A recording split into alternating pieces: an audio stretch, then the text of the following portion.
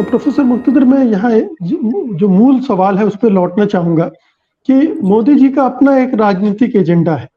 मोदी जी घरेलू स्तर पर लगातार मार खा रहे हैं, एक के बाद एक ऐसी घटनाएं हो रही हैं, अडानी वाले प्रसंग से लेकर और मणिपुर में जो कुछ हो रहा है, या कर्नाटक का इलेक्शन है, भारत जोड़ो यात्रा, इतनी सारी चीजें पिछले 6-8 महीने में हुई है। आप चाहे तो किसान आंदोलन से अभी तक का सिलसिला ले सकते हैं।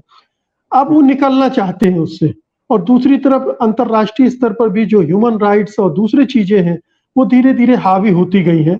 अभी राहुल गांधी गए थे अमेरिका, उन्होंने कई जगह पर इस तरह की मुद्दे उठाए जिससे भारत सरकार परेशान हुई, चीखी चिल्लाई, उसने हमले किए राहुल गांधी। तो क्या ये राजनीतिक एजेंडा वहां पूरा होता दिख रहा है? क्या इमेज बिल्डिंग की जो कोशिश की जा रही है वो कामयाब होती दिख रही?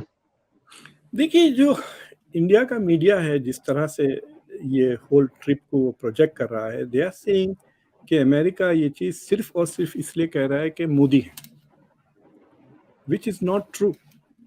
अगर जावेद जाफरी वो मस्खरे भी अगर इंडिया के प्राइम मिनिस्टर होते तो इंडिया उनको भी ऐसे ही ट्रीट किया जाता है। अमेरिका इज बेसिकली जितना वो मतलब चमचागिरी कर सकता है वो ये कर रहा है, इन टर्म्स ऑफ सेइंग कि ईगो को मसाज करना था, वो मसाज कर रहा है ईगो।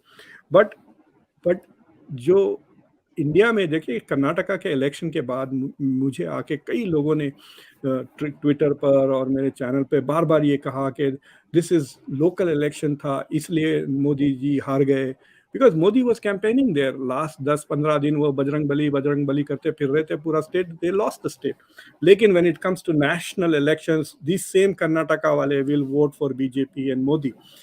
तो वो जो परसेप्शन है कि डोमेस्टिक लोकल इश्यूज पे they may not vote for BJP but for national issues Modi is good because Modi is good for India, वो जो परसेप्शन है, ये मीडिया जो इंडियन मीडिया जो कवरेज दे रही है मोदी को, that will be strengthened, right? ठीक है, मणिपुर में कुछ नहीं किया, ठीक है, इधर कुछ नहीं किया, उधर नहीं किया, लेकिन भारत को देखो व्हाइट हाउस में जाके तकरीर कर दी और यहाँ कर दी, that is good for India. तो एटलीस्ट नेशनल इलेक्शंस में तो आप वोट करें। बट आप भी जानते हैं, मैं भी जानता हूं कि ऑफ्टन टाइम्स ये कहावत बिल्कुल सही कि ऑल पॉलिटिक्स इज लोकल। और मुझे लगता है कि एंड ऑफ जब इलेक्शंस इंडिया में कब है, मई में आएंगे अगले साल, तो ये सब भूल जाएंगे ये कवरेज वगैरह।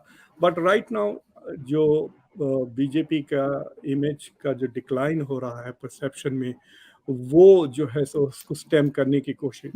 बट मुझे एक चीज़ ये समझ में नहीं आती कि इंडिया में खासतौर से आरएसएस बीजेपी की जो लीडरशिप वगैरह है, they are making Modi bigger than RSS and BJP and bigger than India.